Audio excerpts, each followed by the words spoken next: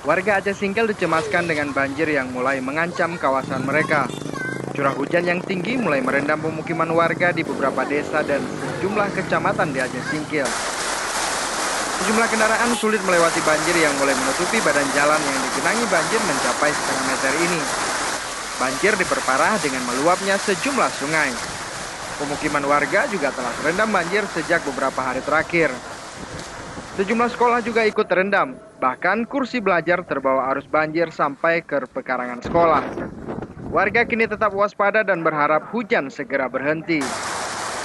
Pemerintah Aceh Singkil menyalurkan bantuan seadanya bagi korban banjir.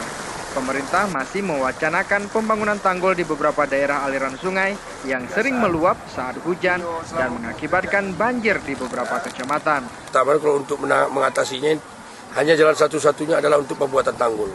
Itu sudah kami ajukan ke Pak Gubernur dan ke Menteri Pekerjaan Umum di Jakarta.